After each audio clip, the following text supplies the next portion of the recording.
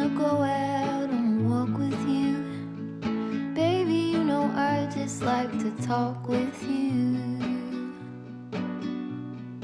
You don't have to tell me anything that's new.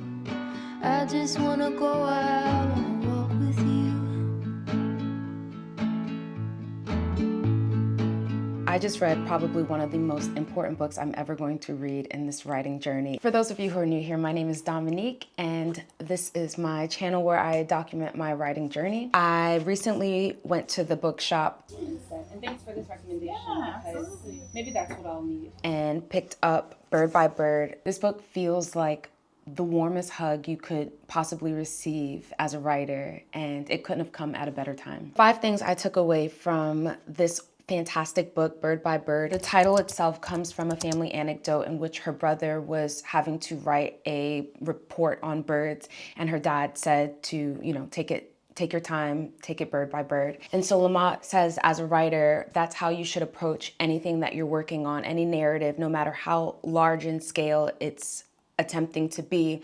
Take it one day at a time, take it chapter by chapter, 1,000 words by 1,000 words, sentence by sentence. Don't look at the big picture right away, so that you're not, adding all of this pressure to the writing process when it should just be you showing up daily and doing what you can with what you have. So you just want to make it a bit more manageable. Next, she really talks about embracing your shitty first drafts, and we all strive for perfectionism and we want to strike gold as soon as, pen hits paper or we start typing.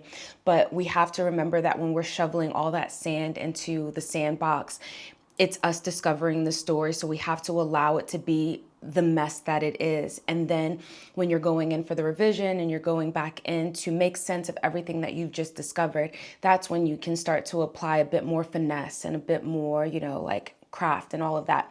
But that first draft can be as messy as possible, and it's probably better that it is. Something else that she says is when you start writing, you have to start thinking like a writer. And when you do that, everything turns into material. The other thing that I really love about this book is that there's so much compassion that permeates these pages. One of the lines that I highlighted, she says, it's like discovering that while you thought you needed the tea ceremony for the caffeine, what you really needed was the tea ceremony. The act of writing turns out to be its own reward. And we all know it's the journey, not the destination, and you need to be in love with the process. But that idea of realizing the sacredness of putting pen to paper and discovering the story and the process of the entire thing, turning it into a ceremony and thinking of it as the ritual that it is, really just added this beauty to it that I hadn't actually, thought of before. So I really love that. I really, really loved the metaphor of broccoli. There's this line, listen to your broccoli and your broccoli will tell you how to eat it. And she talks about the doubt and the fear and the second guessing that goes on whenever we are approaching some sort of creative task or some creative project that is asking us to think irrationally, or not even to think, but to just jot down the irrational or something that just doesn't make any sense.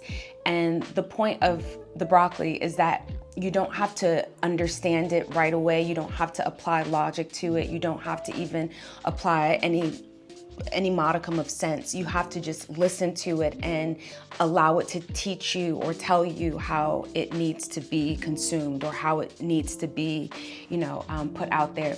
So I've been thinking a lot about this broccoli metaphor and, trying to adopt it in various ways. But when it comes to the writing, it's listening to that inner voice, listening to that gut reaction to whatever it is that's wanting to be put down on the page, rather than questioning it and then trying to make it make sense for where my head is. So I hope that makes sense, but the broccoli metaphor is perhaps my favorite thing that I've taken away from this book. So those are my quick thoughts on Bird by Bird. I am really glad that I picked this book up. If you haven't read it, I cannot recommend this enough. I really think that as writers, we need books on craft, but I also think that we need books like this that just offer us a little bit of an embrace in the the loneliness and the scariness of writing. So that's it. I just wanted to come up here really quick and talk about this book, which was so wonderful. Thank you so much for watching, and I'll see you in the next video.